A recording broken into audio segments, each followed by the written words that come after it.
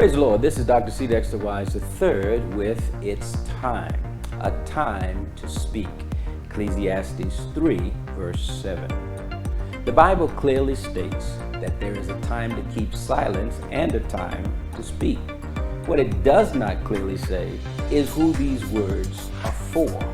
Obviously, because they are written, they are there for everyone to see. Still, it probably should be admitted that those persons who are naturally inclined to speak should hear the part which says there's a time to be silent, while those who tend to keep quiet would do well to hear there's a time to speak.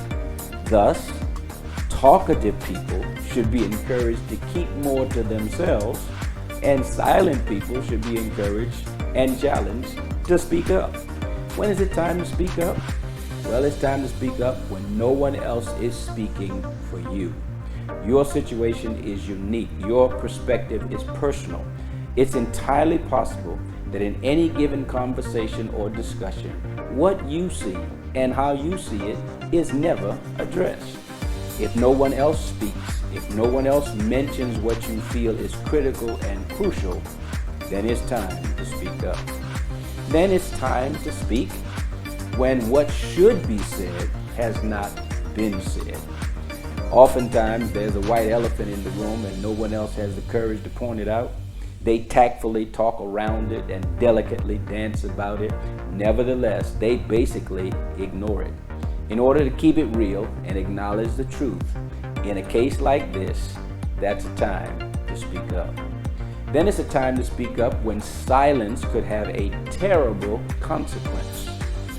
There are certain instances in which the alternative to not speaking could mean danger, disaster, or even death. If you don't warn, a loved one may continue a wayward path. If you don't correct, children may end up in a life of crime. If you don't encourage, a depressed person may end up a victim of suicide. There are times when silence is golden. Then, because of the possible consequences, there are other times when silence is not an option. It's a time to speak when God chooses you as his mouthpiece. Virtually none of the biblical prophets readily accepted the call of God on their life. They completely understood the burden of being tapped to deliver, thus saith the Lord. You remember the prophet Jeremiah decided to quit and even submitted his resignation to God.